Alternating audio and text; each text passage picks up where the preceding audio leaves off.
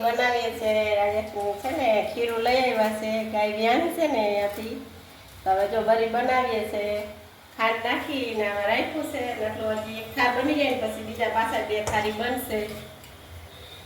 આખું 2 લીટર જેટલું લઈ આવ્યા છે ખીરું. હવે બરી બનાવી લઈએ પછી બરી બની જાય ને પછી બધા બરી ભાવતી હોય ને બધા આવજો. અત્યારે વાગ્યા છે 11 રાતના. અત્યારે બનાવીને રાખી દઈએ ઠંડી થઈ જાય ને ફ્રીજમાં રાખી દઈએ. અત્યારે ફોન આવ્યો તો અત્યારે પછી રાજેશ લેવા ગયા. હાલો હવે આમાં ઢાંકી દઉં હમણાં બની જાય. હાલો આપણે જો હવે ચેક કરી લઈએ બની ગઈ છે કે નથી બની ગઈ. ખાંડ નાખી છે હો આમાં ખાંડ નાખવાની જોઈ લઈએ.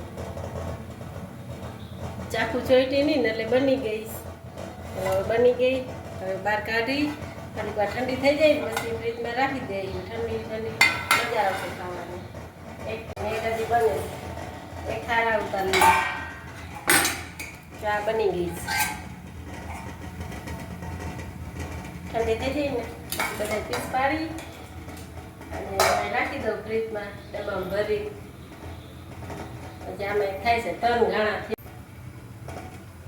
હવે આ ચેક કરી લઈ 3 ઘાણા કર્યા.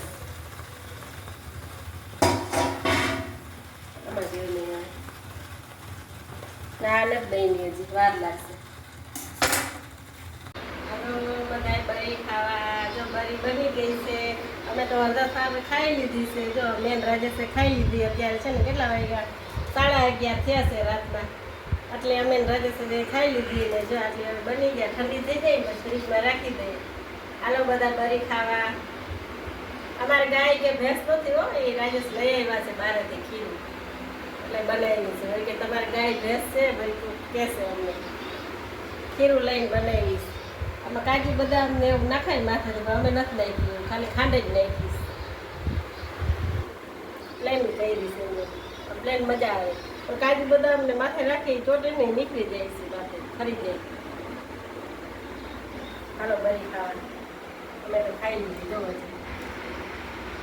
હવે આ 12 વાગે ત્યાં જાગવાનું થાય. ઠંડી થાય પછી ફ્રીજમાં રહી